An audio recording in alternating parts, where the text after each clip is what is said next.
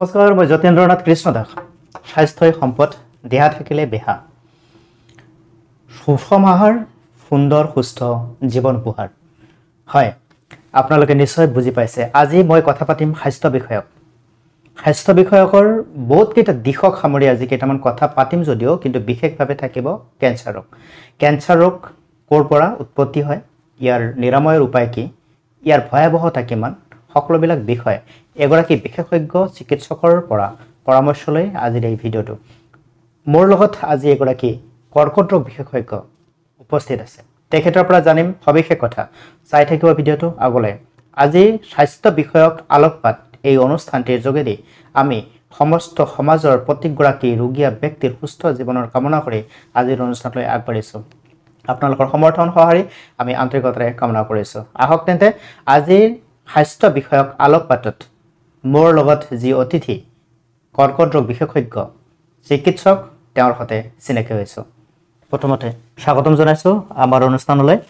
আপোনাৰ পৰিচয়টো যদি আপুনি নিজে দিয়ে দৰ্শকৰ কাৰণে বেছি সুবিধাজনক হ'ব। নমস্কাৰ, মোৰ নাম ডক্টৰ ছাহিদুল ইছলাম। মই বৰ্তমান দৰং কেঞ্চাৰ চেণ্টাৰত কৰ্মৰত অৱস্থাত আছোঁ আৰু মই কমিউনিটি আউটৰিচ প্ৰগ্ৰামত বৰ্তমান কাম কৰি আছোঁ। কৰ্কট ৰোগ বুলি ক'লে আমাৰ সকলোৰে মনত বিভিন্ন ধৰণৰ শংকা, বিভিন্ন ধৰণৰ আশংকা, বিভিন্ন ধৰণৰ ভাৱ, বিভিন্ন ধৰণৰ ভাবুকি, বিভিন্ন ধৰণৰ ত্ৰাস সচৰাচৰ দেখা পোৱা যায়। হয়, নিশ্চয়। কৰ্কট ৰোগটো মানে বৰ্তমান এনেকুৱা এটা ৰোগ হৈ গৈছে যিটোৰ প্ৰতি নেকি মানুহৰ ভয়, শংকা, মানুহৰ যিটো নেকি উদ্বিগ্নতা যথেষ্ট বৃদ্ধি পাইছে। ইয়াৰ কাৰণো যথেষ্ট আছে।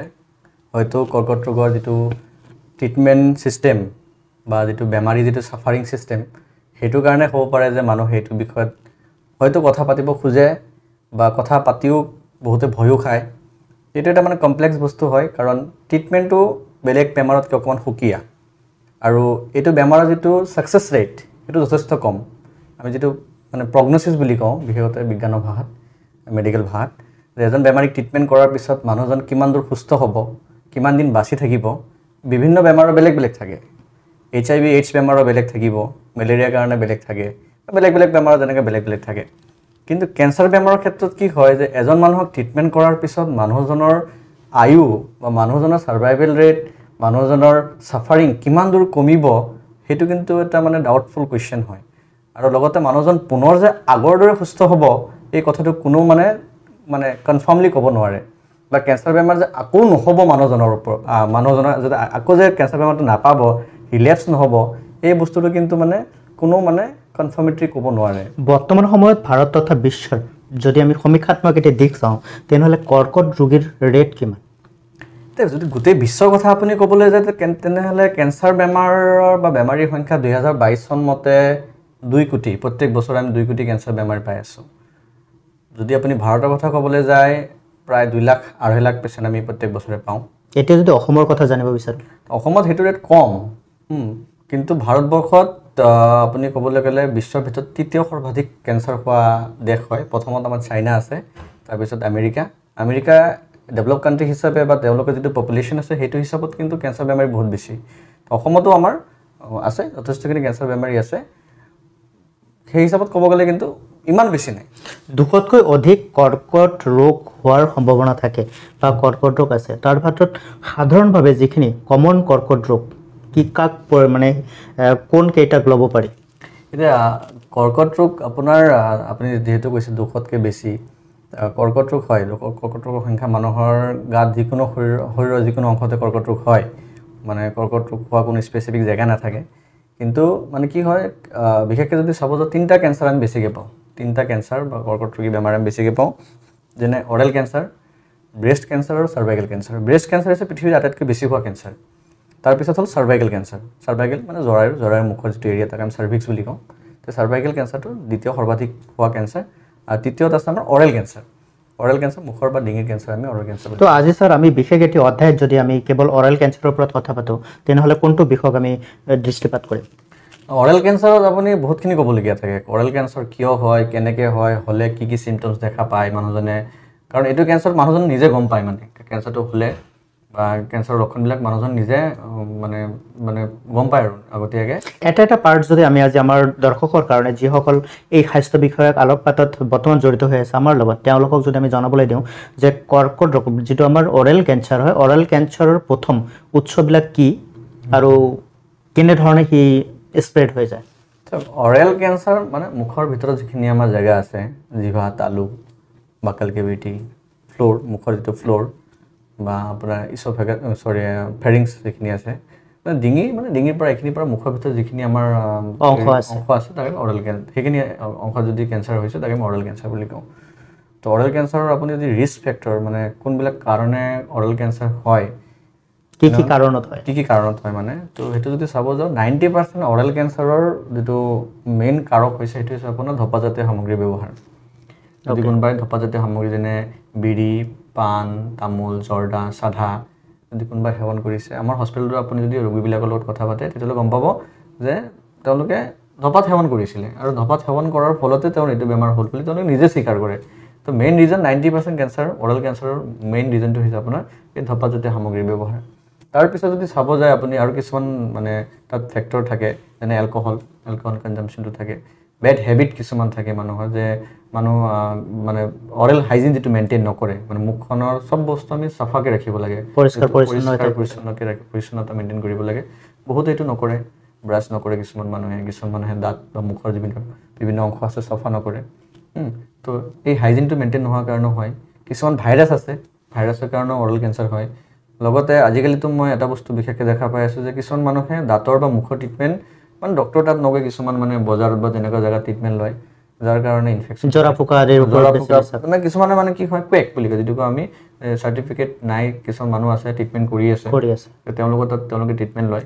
ট্ৰিটমেণ্ট লোৱাৰ ফলত কি হয়, কিছুমান এনেকুৱা কাৰ্চিনোজেনিক মেটেৰিয়েল কিছুমান ইউজ কৰি দিয়ে, কিছুমান বস্তু ইউজ কৰি দিয়ে, যেনে কিছুমান মানুহক মই চাইছোঁ বজাৰত দাঁত লগায়, মই নিজে প্ৰত্যক্ষ কৰিছোঁ, এনেকুৱা পেচেণ্ট পাইছোঁ মই, বজাৰত দাঁত লগাইছে, বজাৰত কিবা ট্ৰিটমেণ্ট লৈছে, দাঁতত কিবা প্লাষ্টাৰ লগাইছে, কিবা লগাইছে, তেনেকুৱা সেইটো বস্তু থাকি যায়, তেওঁলোকে ভালকৈ চফা নকৰে বা সেইটো মেটেৰিয়েলটো বহুত দিনলৈকে মুখত থাকিলে লাহে তলত ঘাঁ হৈ যায়, ঘাঁৰ পৰা ইনফেকশ্যনৰ পৰা লাহে এইটো এটা দীঘলীয়া সময়ত লাগে। তো সেইটো এটা কাৰণ।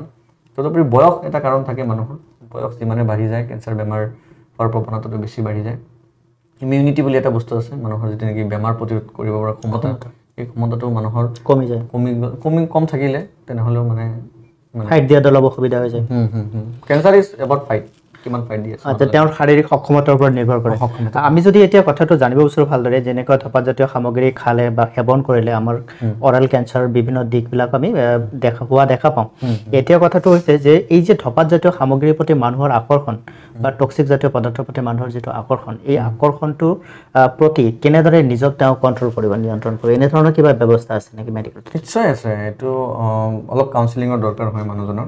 এতিয়া প্ৰথম কথা হ'ল যে মানুহজন খাইছে কেলে, কিবা এটা মানুহ এতিয়া কোনোবাই যদি চিগাৰেট খাইছে নিশ্চয় তাৰ কাৰণ থাকিব লাগিব, হয়তো সমবয়সৰ ল'ৰাৰ লগত থাকি তেওঁলোকৰ পৰা শিকিছে, নহ'লে হয়তো কাৰোবাক চাইছে, কোনোবা মুভি ষ্টাৰক চাইছে, কোনোবা ফিল্ম ষ্টাৰক চাইছে, কোনোবা মানে ভাল তাৰকাক চাইছে যে তেওঁলোকে খোৱা সেৱন কৰা তো দেখা পাইছে, বা ফেমিলিত কোনোবা ইছ্যু হ'ব লাগিব, পাৰিবাৰিক কিবা ইছ্যু হৈছে, ডিপ্ৰেশ্যনত আছে। তো মেইন কাৰকটো হৈছে যে মানুহজনে খাইছে কেলে, এই কাৰকটো আপুনি বা মই জানিব লাগিব আগতে। জনাৰ পিছত তেওঁৰ সেইটো ৰিপ্লেচমেণ্ট, তেওঁ কোনটো ষ্টেজত আছে সেইটো চাব লাগিব, তেওঁ এইটো চিগাৰেটটো বা জৰ্দাটো নোখোৱাকৈ থাকিব পাৰিবনে নাই। তেওঁ যদি পাৰে তেনেহ'লে আমি ভাল কথা, যদি নোৱাৰে, কাৰণ ডিপেণ্ডেঞ্চি এটা বস্তু আহি যায়, এডিকশ্যন বুলি এটা বস্তু আহি যায় ন, ডিপেণ্ডেঞ্চি বা এডিকশ্যন আহি গ'লে তেতিয়াহ'লে আমি তাক ৰিপ্লেচমেণ্ট কৰিব লাগিব, তাক এটা অল্টাৰনেটিভ বস্তু দিব লাগিব বা মেডিচিন অল্টাৰনেটিভ দিব লাগিব, যাতে তেওঁৰ বডিয়ে যিটো ডিপেণ্ডেঞ্চি আহি, তাৰ মানে বডিত যিটো মানে যিটো নিৰ্ভৰশীলতা আহি গৈছে, সেই নিৰ্ভৰশীলতা যাতে তেওঁ লাহে লাহে কমাব পাৰে, আৰু সেইটো তেওঁক মেণ্টেলি বাৰে এইটো কাউন্সিলিং কৰি থাকিব লাগিব। এনেকৈ নহয় যে আমি এদিন কথা পাতিলোঁ মানুহজনৰ লগত, এদিনে বুজালোঁ তো হৈ গ'ল, নহয় তেনেকুৱা। ৰিপ্লেচমেণ্ট মেটেৰিয়েল দিব লাগিব, যদি ৰিপ্লেচমেণ্ট বেলেগ নাথাকে কাউন্সিলিঙে কৰাই থাকিব লাগিব, মানে বিশেষকৈ তাৰমানে আমি এইটো কথা বুজিব পাৰি যে তেখেতৰ পাৰিবাৰিক হ'ব পাৰে, তেখেতৰ সংগ হ'ব পাৰে, তেখেতৰ খাদ্যাভ্যাস হ'ব পাৰে, এইবিলাক কাৰণে তেওঁ এইবিলাক বস্তুৰ প্ৰতি বেছি আকৰ্ষিত হয়। যেনে সংগ যদি থাকে আপুনি সংগ আঁতৰাব লাগিব, তেওঁক ক'ব লাগিব তুমি সংগৰ লগত কম টাইম দিয়া, বা সংগী যিবিলাক আছে যোনে চিগাৰেট খাই আছে তাত যাব নালাগে, কাৰণ কেতিয়াবা কি হয় যে পিয়াৰ প্ৰেছাৰ যিটো বুলি কয়, যে সংগৰ এটা প্ৰেছাৰ থাকে, এই সংগৰ প্ৰেছাৰত কি হয় মানুহজনে লাহে হয়তো খোৱা শিকি যায়, যে চবেই খাইছে মই খোৱা নাই, মই অলপ বেলেগ নেকি, মই দুৰ্বল নেকি, এই বস্তুটো কিন্তু এটা মানে মেণ্টেলি এটা ষ্ট্ৰাইক কৰে যে মোৰ লগৰসকলে চিগাৰেট খাইছে বা চাধা খাইছে, মই খোৱা নাই মানে মোৰ বডিটো দুৰ্বল নেকি, মই নিজক আৰু কেনেকুৱা এনেকুৱা বন্ধু আছে যে তুমি কিয় নোখোৱা, আমিতো খাই আছো, আমাৰ একো নহয়, তুমি কিয় খোৱা? এই বস্তুটো হয় মানে যে মই দুৰ্বল নেকি বা মই সিহঁততকৈ অলপ বেলেগ নেকি, তো সেই মানে নিজকে অলপ বেলেগকৈ ভাবিবলৈ আৰম্ভ কৰে, আৰু হয়তো সেইটো কাৰণে মানুহে খোৱা আৰম্ভ কৰে। প্ৰিয় দৰ্শকসকল, এটি গুৰুত্বপূৰ্ণ মন্তব্য। আচলতে আমাৰ ঘৰখনৰ পৰা, ঘৰৰ পৰিয়ালৰ পৰা, আমাৰ সংগৰ পৰা কিছুমান দোষ আছে, যিটো সংগ দোষ বুলি ক'ব পাৰোঁ, বা আমাৰ যেতিয়া মানসিকভাৱে আমি ডিষ্ট্ৰেছত যাওঁ বা আমি ডিপ্ৰেছ হওঁ, তেতিয়া তেনেধৰণৰ কিছুমান ডিষ্ট্ৰেছটো কমাবৰ কাৰণে পন্থা অৱলম্বন কৰা হয়। আৰু আমি এই কথা সকলোৱে জানো, চিগাৰেট আপুনি যেতিয়া খায়, চিগাৰেটৰ পেকেট লিখি থাকে যে cigarette smoking is injurious to health. Tobacco যেতিয়া আপুনি লয়, তেতিয়া তাতে লিখা থাকে টবাকো। তো এই যিখিনি কথা আমি দেখা পাওঁ, শুনা পাওঁ, অলৰেডি আমাক এলাৰ্ট দিয়া থাকে, আমাক এৱাৰনেছৰ কাৰণে তেওঁলোকে আমাক ইনষ্ট্ৰাকশ্যন দিয়ে, কিন্তু তাৰ পিছতো আমি একাংশ মানুহে কিন্তু সেইবিলাকৰ প্ৰতি বেছি আসক্তি হৈছোঁ। ফলত আমি জীৱনটোক যিটো উপভোগ কৰিবৰ কাৰণে এটা সোণালী সুযোগ পাইছোঁ, মানৱ শৰীৰ, এই মানৱ শৰীৰটোক আমি অক্ষম কৰি তোলোঁ, আৰু এটা সময়ত আমি দুৰাৰোগ্য ৰোগৰ লগত যুঁজিব লগা হয়। তো ইয়াৰ এটা খুব নিশ্চয়কৈ আমাৰ কাৰণে এটা কঠিন প্ৰত্যাহ্বান হ'ব যে এইটো সুস্থ সুন্দৰ জীৱন ধৰি ৰখাটো। গতিকে তেনে ক্ষেত্ৰত আজিৰ এই স্বাস্থ্য বিষয়ক আলোকপাতত আমি সেই বিষয়খিনিকে কথা পাতিবলৈ চেষ্টা কৰিম। মোৰ লগত আছে ডক্টৰ ছাইদুল ইছলাম, এগৰাকী কৰ্কট ৰোগ বিশেষজ্ঞ, এগৰাকী ভাল ডেণ্টিষ্ট, আৰু তেখেতৰ পৰাই আজি কিছু কথা জানিম। আপোনালোকে ভিডিঅ'টো স্কিপ নকৰাকৈ শেষলৈকে চাব, আৰু বহুত কথা আছে জানিবলৈ, বহুত কথা আছে শুনিবলৈ, বহুত কথা আছে আমি শিকিবলৈ, আৰু আমি সাৱধান সচেতন হৈ সুন্দৰ সুস্থ জীৱন এটা উপহাৰ পাবলৈ। গতিকে তেন্তে চাই থাকক আগলৈ। আমি ছাৰ এতিয়া জানিব খুজিম, এই যে ধঁপাতজাতীয় সামগ্ৰীবিলাকৰ সেৱনৰ ফলত আমাৰ বিভিন্ন ধৰণৰ কৰ্কট ৰোগৰ উৎস আমাৰ শৰীৰত দেখা দিয়ে, এইখিনি নিৰাময়ৰ কাৰণে কি উপায় আছে? এইটো অৰেল কেঞ্চাৰ বা মুখৰ কেঞ্চাৰৰ কথা মই ইতিমধ্যে কৈ আছিলোঁ, কিন্তু আপুনি বা আমি ষ্টাডি কৰি দেখা পাওঁ, ৰিচাৰ্চ কৰি যিখিনি দেখা গৈছে যে মানুহ শৰীৰৰ 50% কেঞ্চাৰৰ মূল কাৰক হৈছে ধঁপাতজাতীয় সামগ্ৰী ব্যৱহাৰ। আৰু নিৰাময়, কেঞ্চাৰৰ নিৰাময়টো ইতিমধ্যে মানে আমি সকলোৱে কম বেছি জানোৱে যে কেঞ্চাৰ হ'লে বা কেঞ্চাৰ হোৱাৰ পিছত কি কৰিব লাগিব। মানুহজনে হস্পিটেলত আহিব লাগিব, তেওঁ কিছুমান টেষ্ট, কিছুমান ডায়েগনষ্টিক, কেনেধৰণৰ প্ৰাথমিক টেষ্ট থাকে? ধৰি লওক প্ৰাথমিক টেষ্ট বুলি ক'লে যদি ধৰি লওক একদম মানে যদি গুৰিৰ পৰা আৰম্ভ কৰোঁ যে এজন মানুহ কিবা অস্বাভাৱিক কিবাভাৱে তেওঁ কিবা ফিল কৰি আছে, কাৰণ কেঞ্চাৰ বেমাৰ খালি মুখত বুলি নহয়, বেলেগ বেলেগ জেগাতো হয়।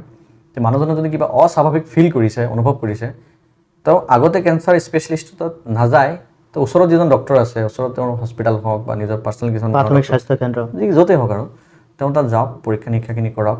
যদি সেইজন ডক্টৰে বা সেইজন চিকিৎসকে ভাবে যে নাই কিবা অলপ ডিফাৰেণ্ট আছে, বস্তুটো অকণমান বেলেগকৈ চাব লাগিব, তেতিয়াহ'লে কেঞ্চাৰ হস্পিটেল হওক বা ডায়েগনষ্টিক কিছুমান টুল হওক, তেনেকৈ তাতে পঠোৱা হয়।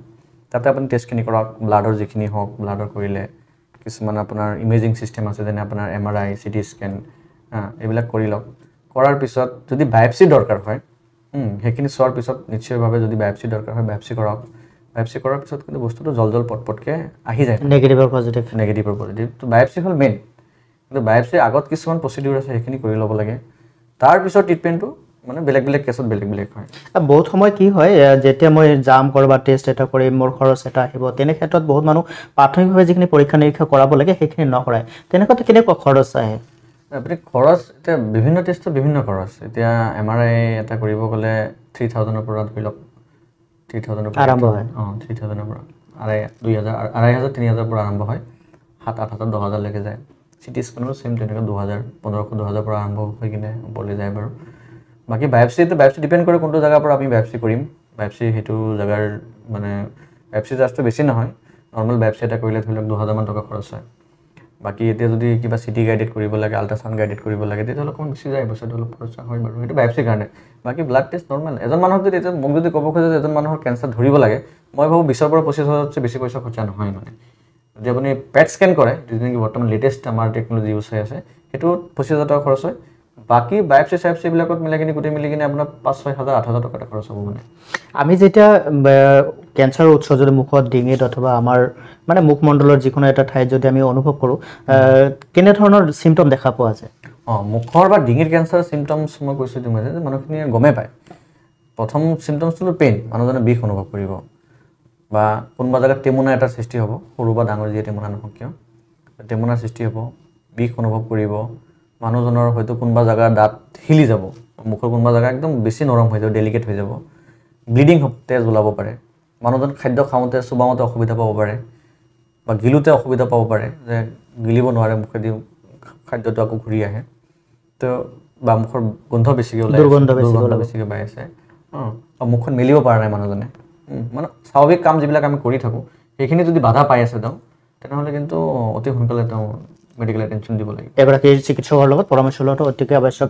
প্ৰিয় দৰ্শকসকল, এখেত আছিল ডক্টৰ ছাইদুল ইছলাম। আজি আমি কৰ্কট ৰোগৰ ওপৰত বিভিন্ন ধৰণৰ কথা পাতিছোঁ। এইকাৰণে পাতিছোঁ যে আমাৰ সমাজখনত কৰ্কট ৰোগৰ ভয়াৱহতাৰ প্ৰতি সকলোৰে মনত এটা শংকা আছে, আৰু প্ৰতিগৰাকী ব্যক্তি মোৰ কৰ্কট হ'ব আৰু কৰ্কট হোৱাৰ পিছত সামাজিকভাৱেও কিছুমান শংকাবোধ থাকে যে মোৰ কৰ্কট হোৱাৰ লগে লগে মোৰ ছোৱালীজনী যদি থাকিব তেওঁৰ বিয়াৰ ক্ষেত্ৰত কিছুমান বাধা আহি পৰিব, মোৰ ল'ৰাটো থাকিলে তেওঁৰ ক্ষেত্ৰত বাধা আহি পৰিব, আমাৰ ঘৰত সামাজিকভাৱে মানুহখিনি অহা যোৱা কমিব বা সামাজিক মানুহে আমাক তুচ্ছ তাচ্ছিল্য কৰি উপভোগ কৰিব, এনেধৰণৰ কিছুমান ভয়াৱহতা আমাৰ মাজত আছে।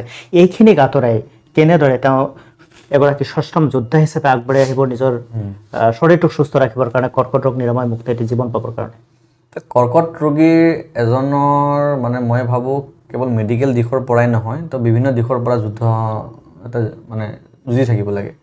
এটাটো হ'ল তেওঁৰ শাৰীৰিক যুদ্ধ যিটো হয়, মানে শৰীৰ বেমাৰ মাজত যিটো যুদ্ধ আছে সেইটোৰ পৰা চলি থাকে। লগতে এটা সামাজিক যুদ্ধ এটা থাকে, আৰু এটা যুদ্ধ আছে ফাইনেন্সিয়েল যুদ্ধ, পইচাৰ খৰচ যিটো। তো সেই বস্তুটো তো শাৰীৰিক যুদ্ধ, পইচাৰ যুদ্ধ, ফাইনেন্সিয়েল যুদ্ধ, এটা সামাজিক বা ছ'চিয়েল যুদ্ধ। তো আমি এজন ৰেছপনচিবল চিটিজেন হিচাপে বা এজন ৰেছপনচিবল মানুহ হিচাপে, মানৱ জাতি যিহেতু আমি অংগ, বেমাৰ হৈছে, বেমাৰৰ ট্ৰিটমেণ্ট আছে, ট্ৰিটমেণ্ট ল'ব, ভাল হ'লে হ'ব, নহ'লে চিকিৎসক আছে, তেওঁলোকে পৰামৰ্শ কৰি যি কৰে আৰু। তাতে আমি এজন মানুহক তুচ্ছ তাচ্ছল্য কৰা বা এটা পৰিয়ালক আমি এঘৰীয়া কৰাৰ আমাৰ কোনো ৰাইট নাথাকে। আৰু এইটো ক্ষেত্ৰত মই ভাবোঁ যদি কোনোবাই কৰিছে তেন্তে বেয়া কৰিছে। কাৰণ বেমাৰ যিকোনো মানুহৰে হ'ব পাৰে, যিকোনো বেমাৰ যিকোনো মানুহৰে হ'ব পাৰে। বেমাৰে মানে বেমাৰটো কোনো অভিশাপ নহয়। বেমাৰ কি হৈছে, এতিয়া কিছু বেমাৰ হয়ে মানুহৰ, দেহা থাকিলে ৰোগ থাকিব, ৰোগ থাকিবই, বেমাৰটো হ'বই। কিন্তু কথাটো হ'ল যে কেঞ্চাৰ বেমাৰক লৈ মানুহৰ ইমান ভেদভাৱ, সেইটো হ'ব নালাগে, ভেদভাৱ থাকিব নালাগে। কাৰণ এতিয়া মই ভাবোঁ যে অহা 10 বছৰ 15 বছৰত কেঞ্চাৰ বেমাৰৰ এনে কিছুমান ট্ৰিটমেণ্ট আহি যাব, যেনেকৈ চাওক আমি ডায়েবেটিছ বা প্ৰেছাৰ বেমাৰ কেতিয়াও ভেদভাৱ নকৰোঁ। তেওঁলোকক আমি, কাৰণ আমি জানো মানুহজন থাকিব, ভাল মানে চলি আছে। কেঞ্চাৰ বেমাৰো অহা 10-15 বছৰ, মই আশাবাদী যে অহা 10 বছৰ 15 বছৰ ভিতৰত এনে কিছুমান মেডিচিন আহিব, এনে কিছুমান টেকন'লজি আহিব যে কেঞ্চাৰ বেমাৰী এজনে, যেনেকৈ আমাৰ চুগাৰ হৈছে, কি হৈছে চুগাৰ, অঁ ঠিক আছে, কিমান, ইমান, তেনেকৈ কেঞ্চাৰ বেমাৰীকে সুধিব কেনেকুৱা গা, এনেকুৱা, ঠিক আছে, মানে তেওঁ লাইফ স্বাভাৱিক স্থিতি এটা আহি যাব লাগিব। কাৰণ মেডিকেল চায়েন্সত এইখিনি বস্তু মানে অলৰেডি ৰিচাৰ্চ চলি আছে, আৰু মই আশাবাদী যে অহা 10-15 বছৰ এইটো বস্তু হ'ব। আৰু মানুহে তেতিয়া এই বেমাৰটোক মানুহে ভয়ে বা শংকা দৃষ্টিৰে এইকাৰণে চায়, কাৰণ এইটো বেমাৰ হ'লে ভাবে যে মানুহ আৰু জীয়াই নাথাকে। আৰু এইটো বেমাৰ হ'লে স্প্ৰেড হয় নেকি, মানে সংক্ৰমণ হয় নেকি, এই বস্তুটো স্প্ৰেডটো কেতিয়াও নহয় বাৰু। আৰু এজন ব্যক্তিৰ মাজতে সীমিত থাকে, তো ইয়াত ভয়াৱহতাৰ কোনো কাৰণ নাই। ইয়াৰ আগত আমি যেনেকৈ কুষ্ঠ ৰোগৰ ভয়াৱহতা মানে সংক্ৰমণ আছিল কাৰণে ভয়াৱহতা আছিল, কলেৰা বা গ্ৰন্থি আদি যিখিনি বেমাৰ আছিল সেইখিনি ভয়াৱহতা আছিল। তো কৰ্কট ৰোগ তেনেকুৱা নহয়। কৰ্কট ৰোগ সংক্ৰামক ৰোগ নহয়। মানুহ এজনে, কৰ্কট ৰোগী এজনে বা কৰ্কট ৰোগীৰ ফেমিলি এটাক আমি তেনেকুৱা মানে বেয়া দৃষ্টিৰে চাব নালাগে, তেওঁলোকক ছাপোৰ্ট কৰিব লাগে। কাৰণ তেওঁ এটা যুদ্ধ, মই ইতিমধ্যে কৈছোঁ, এটা নহয় কেইবাটাও যুদ্ধ যুঁজি আছে।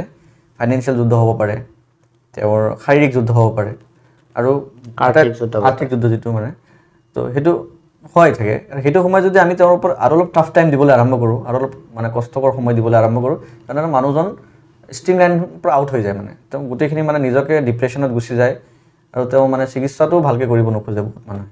এইটো বস্তু আমি লক্ষ্য কৰিছোঁ, আমি সকলোৱে ছাপোৰ্ট কৰিব লাগে। নিশ্চয়কৈ প্ৰিয় দৰ্শকসকল, আমি ছাপোৰ্ট কৰিব লাগে। তেনেধৰণৰ যদি ব্যক্তি আমি দেখিছোঁ বা আমাৰ ওচৰে পাঁজৰে আছে, তেখেতসকলৰ প্ৰতি আমি উপহাস পঙ্গুলুঙাৰ দৃষ্টিৰে নাচাই তেখেতসকলৰ কাষত থিয় হৈ তেখেতসকলক অলপমান আমি যদি সমৰ্থন যোগাওঁ, সাহস যোগাওঁ, শক্তি দিওঁ, তেনেহ'লে সেইগৰাকী ব্যক্তি নিজৰ যিটো কৰ্কট ৰোগৰ ভয়াৱহতাৰ প্ৰতি যুঁজ দি আছে, সেই যুঁজত কিন্তু তেওঁ এগৰাকী সফল যোদ্ধা হিচাপে সুস্থ শৰীৰ এটা উপহাৰ হিচাপে লাভ কৰিবলৈ সক্ষম হ'ব।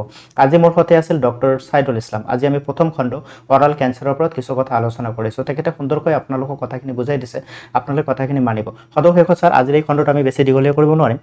আমি কেনেধৰণৰ এই ক্ষেত্ৰত সাৱধানতা অৱলম্বন কৰিম, মানে কেঞ্চাৰৰ পৰা বাচিবলৈ? অৰেল কেঞ্চাৰৰ পৰা বাচিব হ'লে প্ৰথমটো হ'ল যে আমি হেবিট আঁতৰাব লাগিব, ধপাতজাতীয় সামগ্ৰী সেৱন, সেইটো আঁতৰাব লাগিব। ধপাতজাতীয় সামগ্ৰীৰ পৰা, এলকহলৰ পৰা আমি দূৰত থাকিব লাগিব। মানে চাওক, কেঞ্চাৰৰ যিকোনো, মই ধপাতজাতীয় সামগ্ৰীৰ কথা বুলি কোৱা নাই, যিকোনো কেঞ্চাৰৰ দুটা ফেক্টৰ থাকে, এটা হ'লে এক্সটাৰ্নেল ফেক্টৰ, এটা হ'লে ইণ্টাৰনেল ফেক্টৰ। এক্সটাৰ্নেল ফেক্টৰ যিটো নেকি পৰিৱেশৰ পৰা পাই আছোঁ, যিটো আমি মডিফাই কৰিব বেছি নোৱাৰোঁ। এক্সটাৰ্নেল ফেক্টৰ মানে যেনেকৈ এক্সটাৰ্নেল ফেক্টৰটো আমি মডিফাই কৰিব পাৰোঁ। এনেকৈ ধৰি লওক, এটা কেঞ্চাৰ বেমাৰ এটা হ'বলৈ হ'লে এক্সটাৰ্নেল ফেক্টৰবিলাক এনেকুৱা হয় যেনে ধপাজাতীয় সামগ্ৰী ব্যৱহাৰ, এলকহলৰ ব্যৱহাৰ, পলিউশ্যন, যিটো নেকি প্ৰদূষণ বুলি কওঁ, মাটি প্ৰদূষণ, বায়ু প্ৰদূষণ হৈয়ে আছে, শব্দ প্ৰদূষণ আদি যি আছে হৈয়ে আছে তো খাদ্যৰ লগত আমি বিভিন্ন ধৰণৰ বস্তু লৈ আছোঁ। সূৰ্যৰ পোহৰ আমাৰ গাত পৰি আছে, সূৰ্যৰ পোহৰতো আজিকালি বহুত ধৰণৰ বিষাক্ত বিকিৰণ থাকে। তো এইবিলাক বস্তু এক্সটাৰ্নেল ফেক্টৰ, এইটো বস্তু আমি কম বেছি পৰিমাণে চেঞ্জ কৰিব পাৰোঁ। আৰু কিছুমান বস্তু আছে যিবিলাক বস্তু আমি চেঞ্জ কৰিব নোৱাৰোঁ, যেনেকৈ আমাৰ হৰমনেল চেঞ্জ, কিছুমান কেঞ্চাৰ আছে আমাৰ শৰীৰত যিটো আমাৰ হৰমনেল চিষ্টেম থাকে। তাৰপিছত আমাৰ হৰমনেল চেঞ্জৰ পিছত আহি যাব আপোনাৰ বংশগতি, যিটো নেকি বংশগতিৰ দ্বাৰা কিছুমান জেনেটিক ৰিজন, DNA কিছুমান থাকে আমাৰ, সেইবিলাক যদি কিবা চেঞ্জেছ হৈছে, তো এইবিলাক বস্তু আমি কি কৰিব নোৱাৰোঁ, চেঞ্জ কৰিব নোৱাৰোঁ। এইটো শৰীৰে নিজে কৰি থাকে, শৰীৰৰ ওপৰত আমাৰ মন মানি নচলে। কিন্তু কিছুমান বস্তু আছে মন মানি কৰি বা নিজে ইচ্ছা কৰি অলপ আঁতৰত থাকিব পাৰি। তো সেইখিনি বস্তু যদি আমি মানে আঁতৰাব পাৰোঁ বা সেইখিনি বস্তু যদি আমি দূৰত ৰাখিব পাৰোঁ, নিশ্চিতভাৱে আমি অলপ ছেফ থাকিম। নিশ্চয়কৈ প্ৰিয় দৰ্শকসকল, জীৱন আপোনাৰ, দেহে আপোনাৰ, জীৱনক সুস্থ সুন্দৰ কৰি গঢ়ি তোলা, দেহটোক সুন্দৰ সুস্থ কৰি ধৰি ৰখা, ইয়াৰ দায়িত্ব আপোনালোকৰ। আমি মাত্ৰ আপোনালোকক পথ প্ৰদৰ্শন কৰিছোঁ, আমি মাত্ৰ আপোনালোকক স্বাস্থ্যৰ এটি বিশেষ পৰামৰ্শ আগবঢ়াবলৈ প্ৰয়াস কৰিছোঁ। ভয়াৱহতাৰ পৰা আঁতৰি আহি ভেদভাৱ দৃষ্টি নাৰাখি আমি প্ৰত্যেককে সাহস, শক্তি আৰু প্ৰেৰণা যোগাওঁ। তেখেতসকলক আমি নিকটৱৰ্তী হস্পিটেললৈ গৈ এগৰাকী চিকিৎসকৰ লগত পৰামৰ্শ কৰাওঁ। তেখেতসকলৰ যদি প্ৰথম অৱস্থাত তেনেধৰণৰ চিমটম দেখা দিছে, তেনেহ'লে এয়া যদি উন্নত মানৰ চিকিৎসা পদ্ধতিৰ যোগেদি তেখেতসকলৰ যিখিনি প্ৰাৰম্ভিক পৰীক্ষণ নিৰীক্ষণ থাকে তাৰ যোগেদি যদি আমি আগবাঢ়োঁ, তেনেহ'লে তেওঁ কিন্তু খুব কম সময়ৰ ভিতৰতে কৰ্কট ৰোগৰ পৰা আক্ৰান্ত যি ভয়াৱহতা তাৰ পৰা আঁতৰি আহিব, এটা সুন্দৰ সুস্থ জীৱন লাভ কৰিব। আপোনালোকে চাই থাকিব ভিডিঅ'টো আগলৈ মই লৈ আহিম দ্বিতীয় খণ্ডত আমি কথা পাতিম বেলেগ এটি কেঞ্চাৰ ৰোগৰ বিষয়ে, যি কেঞ্চাৰ ৰোগৰ ভয়াৱহতা নিশ্চয়কৈ আপোনালোকৰ অঞ্চলত বা আপোনালোকৰ ওচৰে পাঁজৰে আপোনালোকে দেখিবলৈ পাইছে বা আপুনি শুনিবলৈ পাইছে। তো কেনেদৰে আমি এইবিলাকৰ পৰা আঁতৰাই ৰাখিম নিজক, আমি এগৰাকী সামাজিক ব্যক্তি হিচাপে আমাৰ কিছুমান দায়িত্ব থাকে, আমাৰ কিছুমান কৰ্তব্য থাকে, সেইখিনিক আমি কৰিবলৈ প্ৰয়াস কৰিছোঁ। মই যতীন্দ্ৰ কৃষ্ণ দাস আপোনালোকক পুনৰবাৰ কৈছোঁ যে কেঞ্চাৰ ৰোগৰ ভয়াৱহতাক দূৰ কৰিবৰ কাৰণে এটাই উপায়, সেয়া হৈছে প্ৰাথমিক পৰ্যায়ত আমি চিকিৎসকৰ পৰামৰ্শ লৈ আমি আমাৰ চিকিৎসা ব্যৱস্থাক আগবঢ়াই লোৱা। আৰু যদি আমি কৰ্কট ৰোগৰ চিমটম আমাৰ শৰীৰত নাই, তেনেহ'লে আমি এই কথাটো ভাবিব পাৰোঁ যে আমি কৰ্কট ৰোগ মুক্ত এটি জীৱন যাপন কৰি আছোঁ। তো এইখিনি সময় দিয়াৰ কাৰণে ধন্যবাদ জ্ঞাপন কৰিছোঁ। পৰৱৰ্তী খণ্ডত আমি আকৌ আহিম, আপোনাৰ সৈতে আমি আকৌ কথা পাতিম। তেতিয়ালৈকে সকলোৱে সুস্থ থাকক, সুন্দৰ থাকক, আৰু আমাৰ এই যিটো ভিডিঅ' আপোনালোকে ওচৰে পাজৰে থকা আপোনালোকৰ প্ৰতিগৰাকী ব্যক্তিলৈ শ্বেয়াৰ কৰক, সজাগ হওক, সচেতন হওক, সাৱধান হওক, সুন্দৰ সুস্থ জীৱন এটি উপহাৰ হিচাপে লাভ কৰক। ধন্যবাদ।